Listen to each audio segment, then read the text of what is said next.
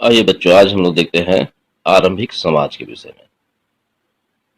आरंभिक समाज से क्या समझते हैं, इस पर हम लोग एक कहानी की चर्चा करेंगे। उसके पहले हम लोग देखते हैं, अपने दादा के साथ मेले में घूम रही थी।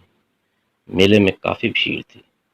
झूले में जब सोनाक्षी जो है ऊंचाई पर पहुंची तो उसे बड़ी संख्या में आसपास मकान नजर आए। वह सोचने लगी कि क्या लोग हमेशा ही ऐसे ही रहते थे। झूले से नीचे आकर उसने अपने दादाजी से ये प्रश्न पूछा, क्या लोग हमेशा इसी तरह एक साथ रहते थे दादाजी? में जब मनुष्य इस पृथ्वी पर आया होगा तो उस समय उसका अपना कोई समाज नहीं था। वे अपने भोजन की खोज में इधर-उधर भटकते रहते थे। लोग खाने के लिए जंगली जानवरों का शिकार करते थे, मछलियां और चिड़िया पकड़ते थे। फल, कंदमूल, दाने, पौधे, पत्तियां, अंडे आदि इकट्ठा करते थे। हमारे उपमहाद्वीपीय जैसे गर्म देशों में पेड़ पौधों की अनियमित प्रजातियां मिलती हैं। यानी बहुत तरह की प्रजातियां, बहुत तरह तरह के पेड़ मिलते हैं, कई एक प्रकार के। इसलिए हर मौसम में पेड़ पौधे से मिलने वाला खाद्य पदार्थ भोजन के लिए महत्वपूर्ण स्रोत थे। लेकिन यह सब कर पाना आसान नहीं था। पेड़ पौधों से खाना जुटाने के लिए यह जानना जरूरी है कि कौन कौन से फल खाने योग्य हैं और कौन कौन से फल खाने योग्य नहीं हैं, क्योंकि कुछ फल जो हैं विषैले भी होते हैं। ऐसे कई जानवर हैं जो हमसे ज्यादा तेज भागते हैं तथा हमसे ज्यादा ताकतवर भी होते हैं। जानवरों के शिकार और चिड़ियों का और मछलियों पकड़ने के लिए उन्हें बड़ा सतर्क और जागरूक और तेज होना पड़ता था। आज हम उन्हें आखेटक या खाद्य संग्राहक के नाम से जानते हैं। तो यहाँ हम लोग देखें कि आखेटक क्या है। आखेटक जो है शिकारी है। मनुष्य जो है प्राचीन काल में क्या करता था, शिकार करता था, जिसको हम लोग आखेटक कहते हैं। और दूसरा काम क्या करता था, खाद्य संग्राहक, है ना, यानी खाना को जमा करने वाला, इकट्ठा करने वाला। कंद फूल फल, है ना, दाना, ये सबको इकट्ठा करने वाला को बोलते हैं खाद्य संग्राहक। तो आखेटक या शिकारी समुदाय के लोगों को एक जगह से दूसरी जगह पर घूमते रहने के पीछे जो है अनेक कारण थे। कौन ये जो है कि कई कारणों से वो लोग जो है कि एक जगह से दूसरी जगह तक घूमता था। पहला कारण क्या है, एक ही जगह पर ज्यादा दिन तक रहने पर वे आसपास के पौधे, फलों और जानवरों को मारकर, खाकर समाप्त कर देते थे। ये पहला कारण है। दूसरा कारण है कि जानवर भी अपने भोजन के लिए जगह बदल देते थे। यानी देखता था जानवर कि भाई डर लग रहा है, यहाँ पर जो है शिकार हो जा रहा है उसका, तो वो जगह को बदल देता था। तो ये लोग भी जगह बदलते थे, दूसरा कारण। तीसरा कारण क्या है, अलग अलग स्थानों पर अलग अलग मौसम में पेड़ों और पौधों में फल फूल होते थे। चौथा, पानी की आवश्यकता के कारण भी वे घूमते रहते थे, क्योंकि जल स्रोतों में हमेशा पानी भी नहीं रहता था। हर सीजन में पानी नहीं ना मिलता एक जगह, तो पानी जहां जहां रहता था वहां वहां वो लोग भी वह चलते थे, है ना। देखो यहाँ पर कि कितना बढ़िया शिकार कर रहा है ना, देखो हिरण का शिकार हो रहा है। अब आदि मानव का निवास स्थान कैसा था, यानी कहाँ वे लोग रहते थे। आदि मानव के रहने का स्थान गुफाओं, कंदराओं तथा नदियों और झीलों के किनारे मिले हैं। मानव धूप, वर्षा और ठंडक तथा जंगली जानवरों से बचने के लिए गुफाओं तथा कंदराओं में रहते थे। नदियों और झीलों से उन्हें पीने का पानी मिल जाता था। जिन स्थानों पर मानव रहते थे उन स्थानों पर अनेक प्रकार के औजारों के अवशेष मिले हैं।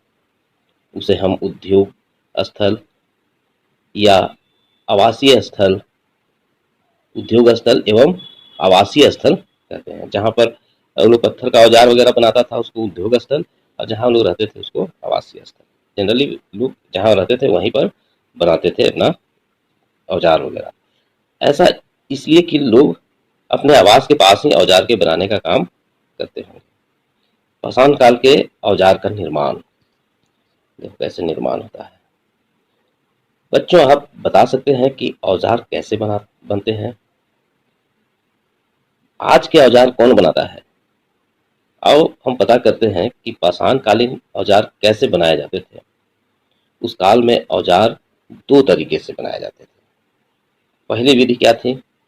पहली विधि थी पत्थरों को पत्थर से टकरा कर, यानी जिस पत्थर से कोई औजार बनाना होता था, उस पत्थर को एक दूसरे पत्थर लेकर उस पर हथौड़ी के जैसा वार किया जाता था, जिससे धीरे धीरे पहला पत्थर जो है क्या होता था, औजार का रूप धारण कर लेता था, यानी नुकीला हो जाता था। पहला पत्थर को पत्थर से मार के तोड़ता था, पहला विधि। दूसरा विधि जो है ये दबाव विधि था या वलय विधि, है ना। इसमें पत्थर को एक निश्चित आकार, निश्चित जगह में रखकर पत्थरों के औजार और हड्डियों के निश्चित आकार की रखकर बड़े पत्थर से दबा दिया जाता था और उसको तोड़ा जाता था, तो पत्थर भी जो है औजार का रूप ले लेता था, है ना। वस्त्रों का निर्माण पाषाण कालीन मानव जानवरों के मांस का उपयोग अपने भूख मिटाने के लिए करते थे।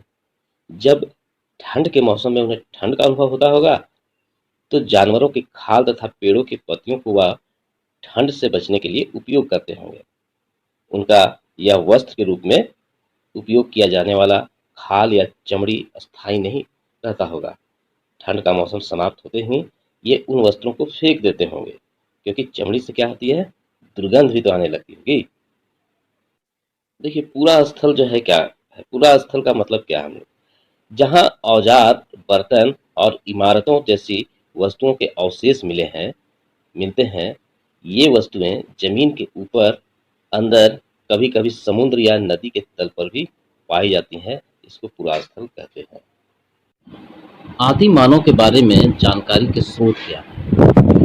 हम देखते हैं कि पुरातात्विदों को जमीन की खुदाई, जमीन और झीलों के ऊपरी भाग में पाषाण कालीन कुछ पत्थरों, लकड़ियों तथा हड्डियों के अवशेष मिले हैं, जिससे आदि मानव के जीवन के बारे में जानकारी प्राप्त होती है। पाषाण कालीन औजार को देखा गया, जैसा कि हम लोग चित्र में देख पा रहे हैं, चित्र संख्या यहाँ पे 2.5, 2.6 और 2.7 में। इसमें काफ़ी विभिन्नताएं हैं, जिसको ढूंढने का प्रयास कीजिए। देखिए यहाँ पर 2.5 में जो है पत्थर के प्राचीनतम औजार दिए गए हैं, और इसी में जो है ये, इसमें देखो ये थोड़ा सा चौड़ा चौड़ा है। इसके बाद जो है कुछ हजार साल बाद जो है बनाए गए पत्थर के औजार थोड़ा सा नुकीला हो गया, बीच वाला देखो नुकीला है ये। और इसमें 2.7 में जो है और बाद में जो बनाया गया वो और तेज और धारदार जो है औजार बनाए गए। तो इस तरह से जो है कि हम देख पा रहे हैं। अब इसमें हम लोग देखते हैं कि नीचे में भारत के विभिन्न स्थानों में पूरा पाषाण कालीन औजार जो मिले हैं वो यहाँ पर दिखाया गया है। जैसे देखो इसको हम लोग देखते हैं, भारत के विभिन्न स्थानों में पूरा पाषाण कालीन औजार मिले हैं। जैसे उड़ीसा के मयूरभंज में मिला, है ना। फिर इधर मध्य प्रदेश के भीमबेटका में, ठीक है, राजस्थान में जो है दिदवाना में मिला, और गुजरात में हिरान घाटी में मिला है। ठीक है, इसको हम लोग और विस्तार से जान सकते हैं। इसके बाद देखो छोटा नागपुर के विभिन्न स्थलों में प्राप्त प्रागैतिहासिक उपकरण जो है कि यहाँ पर दिया हुआ है एक चार्ट के माध्यम से, जो आपकी स्क्रीन में जो दिख रहा है। इसमें देखो कि एक नंबर में है पत्थर के कुल्हाड़ी और भाला मिला है, ये झरिया के कोयला खान में, ये पूरा पाषाण काल का है। ठीक है, चाकूनुमा धारदार पत्थर जो मिला है, ये चाईबासा चक्रधरपुर के निकट संजय नदी घाटी क्षेत्र में मिला है। ये नव पाषाण काल युग का है, जो पूरा पाषाण काल से काफी आगे का है, यानी काफी बाद का है। उसके बाद तीसरा नंबर में सुंदर कुल्हाड़ी मिला है, जो बुढ़ाडी तमाड़ में, तमाड़ देख रहे हो, तमाड़ में जो है बुढ़ाडी है, वहां पर कुल्हाड़ी मिला है, जो नव पाषाण युग का है।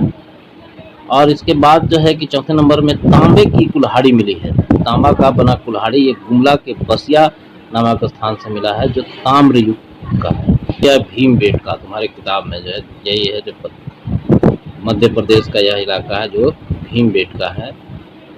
यह एक आवासीय पुरास्थल है। इस प्रकार की प्राकृतिक गुफाएं जो है विंध्य और दक्कन का पठार और गुजरात के पर्वतीय इलाकों में पाया जाता है ना। ठीक है। अब देखो आग की खोज। मानव जो पत्थरों के औजार बनाते थे उस समय आपस में दो पत्थरों को टकराते हुए जो है चिंगारी निकाली जाती थी, है ना, जैसे हम लोग अभी देख रहे थे थोड़ी देर पहले, है ना। इन चिंगारियों के द्वारा जो है सूखी पत्तियों को और घास को जलाते थे ये लोग। घास और सूखी पत्तियों के जलने से ठंड के दिनों में उन्हें राहत महसूस होती थी। तभी से मानव आग से परिचित हुआ। जब ये पत्थरों को टकराकर आग निकालता था और जलाने लगा और ठंडक दूर करने लगा तो आग का प्रयोग समझो हो गया, आग से परिचित हो गए वो लोग।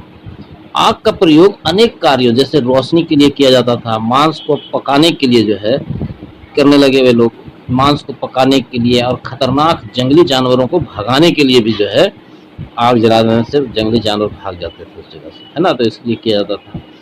आज भी जहां घने जंगलों में से हाथियों और जंगली सुअरों के झुंड को भगाने के लिए क्या करते हैं, आग जला देते हैं, है ना। जंगलों में जहाँ जो है जंगली सुअरों का झुंड निकलता है वहाँ जो है लोग लंबी लकड़ियों या बांसों के एक छोर पर कपड़ा बांध देते हैं, उसमें केरोसिन तेल छिड़क कर आग लगा देते हैं, है ना, मसाल जिसको बोलते हैं। इस तरह जंगली जानवर आग को देखकर क्या करते हैं, भाग जाते हैं। ऐसा हमें झारखंड के सारंडा, सिल्ली, तोपचांची व टुंडी आदि क्षेत्रों में देखने को मिलता है आज भी। अब हम लोग यहाँ देखते हैं कि प्राचीन काल में आग जलाने के लिए चकमक पत्थर का प्रयोग होता था। चकमक पत्थर। अब आगे हम लोग देखते हैं इसमें जलवायु परिवर्तन। आज से लगभग 12,000 वर्ष पूर्व दुनिया की जलवायु में परिवर्तन के फलस्वरूप गर्मी बढ़ने लगी। धीरे धीरे घास वाले मैदान बनने लगे और घासों को खाकर जीने वाले जानवर जैसे हिरन, बारहसिंघा, भेड़ बकरी, गाय आदि की संख्या बढ़ने लगी। मानव भी इनके खाने पीने की आदतों और प्रजनन के समय की जानकारी हासिल करने लगे। लोग इन जानवरों को अपनी ज़रूरतों के हिसाब से पालने भी लगे। मौसम में परिवर्तन के अनुसार कुछ इलाकों में गेहूं, जौ और धान से अनाज प्राकृतिक रूप से उगने लगे होंगे। उन अनाजों के स्वाद को चखकर मानव ने भोजन के लिए इन्हें इकट्ठा करना शुरू किया होगा। धीरे धीरे मानव विकास की ओर अग्रसर होने लगे। नवपाषाण युग की शुरुआत लगभग 10,000 से 4,000 ईसा पूर्व तक माना गया है। इसमें मानव पूर्ण रूप से अस्थायी और विकसित हो गया था। इसे नवपाषाण युग कहते हैं। चलो यहाँ पे हम लोग देखते हैं कि पाषाण काल के विभिन्न चरण कौन कौन से हैं। पाषाण काल को मुख्यतः 3 भागों में बांटा गया है ना। इसमें पूरा पाषाण काल है नंबर 1, जो आज से 20 लाख साल पहले से लेके 12,000 साल पहले तक का समय इसके अंदर है। दूसरा पार्ट जो है इसको मध्य पाषाण काल कहते हैं, जिसकी काल अवधि जो है वो 12,000 साल पहले से लेके 10,000 साल पहले तक का है। और तीसरा और सबसे नवीनतम पाषाण काल जो था, जो उच्च पाषाण काल या नवपाषाण काल कहा गया, ये 10,000 साल से लेके 4,000 साल तक का समय इसके अंतर्गत आता है। आग का जो आविष्कार है ये पूरा पाषाण काल में हुआ, ठीक है ना। आग जलाने सीख गए पूरा पाषाण काल में लोग, पत्थरों को जो है मार मार के, है ना, चिंगारी निकाल के आग जलाने लगा। पूर्व पाषाण काल में मानव की जीविका का मुख्य आधार जो था वो शिकार करना था, शिकार करना और फल फूल खाना, यही। उसके बाद नवपाषाण काल में पहिए का आविष्कार हुआ और इसी नवपाषाण काल में जो है कृषि की भी शुरुआत हुई थी। अब यहाँ हम लोग देखते हैं शैल चित्रकारी, रॉक आर्ट्स। प्राचीन काल में लोग जिन गुफाओं एवं कंदराओं में रहते थे उन्हें वे काफी सजा कर रखते थे, सजा कर रखना सीख गए होंगे। उन्होंने अपने औजार को परिष्कृत करके कलात्मक ढंग से प्रभावशाली फलक का निर्माण किया और पाषाण खंड पर आकृति को उकेर करके प्रथम कला का निर्माण किया, जिसे शैल चित्र कहते हैं। वे इन चित्रों को खाली समय में मेहनत से बनाकर खुशी का अनुभव करते थे। इन चित्रों का विषय मुख्यतः आखेट करना, पशु-पक्षी, पेड़-पौधे एवं ज्यामितीय आकृतियों के नमूने होते थे। ऐसे चित्रकारी हमें अजंता एलोरा महाराष्ट्र में जो है, भीमबेटका मध्य प्रदेश, बिहार के भागलपुर, राजगीर तथा झारखंड के हजारीबाग से प्राप्त हुए हैं। देखो यहाँ पर ये प्राचीन काल की एक गुफा में बनाया गया शैल चित्र है। देखिए यहाँ पे हम लोग देख रहे हैं बुलू इमाम को। ये तस्वीर बुलू इमाम साहब की है। इनका जन्म 31 अगस्त 1942 ईस्वी को हुआ था। ये पर्यावरणविद होने के साथ साथ झारखंड में आदिवासी की कला एवं धरोहर को एक अंतर्राष्ट्रीय पहचान बनाने में जुटे हुए हैं। इन्होंने हजारीबाग के इसको ग्राम में पहले शैल चित्र की खोज की थी। कर्णपुरा घाटी में इन्होंने कई और शैल चित्रों की खोज की। कोहबर और सोहराय चित्रकला को इन्होंने अंतर्राष्ट्रीय मंच प्रदान किया है। इन्होंने ट्राइबल्स वुमेन्स आर्टिस्ट कोऑपरेटिव्स के द्वारा कोहबर एवं सोहराय चित्रकला का ऑस्ट्रेलिया, यूरोप, यूके में प्रदर्शनी लगाकर झारखंड की चित्रकला को अंतर्राष्ट्रीय मंच प्रदान किया है। इन्होंने झारखंड की जनजातीय कला एवं संस्कृति पर कई फिल्मों का भी निर्माण किया है व कई किताबें भी लिखी हैं। इसी योगदान के लिए इन्हें वर्ष 2011 में गांधी अंतर्राष्ट्रीय शांति पुरस्कार भी प्राप्त हुआ है। इनके कुछ चित्र यहाँ पर दिए हुए हैं, इसको हम लोग एक बार अवलोकन कर लें। यहाँ हम लोग देख रहे हैं झारखंड के हजारीबाग, गढ़वा, रांची, कोडरमा व गिरिडीह आदि कुछ जिलों में जो है शैल चित्र प्राप्त हुए हैं, जिसके खोजकर्ता नीचे दिए गए हैं आंकड़ों में। सबसे पहले हम लोग इस आंकड़े को देखते हैं तो हजारीबाग से बुलू इमाम साहब हैं, गढ़वा से डॉक्टर राकेश तिवारी, रांची से बिंदुला जायसवाल और कोडरमा गिरिडीह से डॉक्टर AK प्रसाद।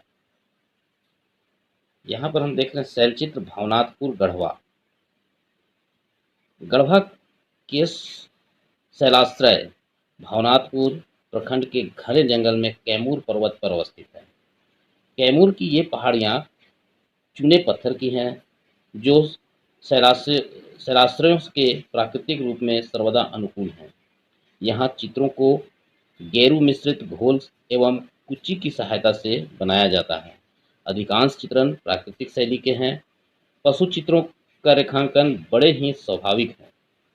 इन पशु आकृति में हिरण एवं बारहसिंगे प्रमुख हैं। इन शैल चित्रों में चिन्ह एवं संकेत भी देखने को मिलते हैं। शैल चित्र हजारीबाग का इसको ग्राम। हजारीबाग जिले के बड़का गांव प्रखंड में अवस्थित इसको ग्राम की पहाड़ी में शैल चित्र की खोज बुलू इमाम ने की थी। यहाँ 3 शैलाश्रय के अंदर शैल चित्र मिले हैं। पहला शैलाश्रय यह एक पहाड़ी के अंदर विद्यमान है। यह काफ़ी बड़ा है। इसके अंदर एक नाला है जो सालों भर बहता है। इस नाले से मध्य पाषाण कालीन प्रस्तर औजार प्राप्त हुए हैं, जिससे मध्य पाषाण काल में मानव के इस क्षेत्र में रहने की पुष्टि होती है। दीवारों पर पशुओं व वनस्पतियों के सुंदर शैल चित्र भी बने हुए हैं। शैलाश्रय 2 यह छोटे आकार की प्राकृतिक गुफा है। यह कोहबर नाम से प्रसिद्ध है। और शैलाश्रय 3 यह शैलाश्रय के अंदर 26.5 गुने 3 मीटर का चित्र मिला है। इसमें मानवों एवं पशुओं का अंकन प्रमुखता से किया गया है। मनुष्य के हाथ एवं पैर स्पष्ट रूप से अंकित हैं। कुछ स्थानों पर एक पुरुष अपने कंधे पर शिकार लिए हुए है। यह आखेट का दृश्य लगता है।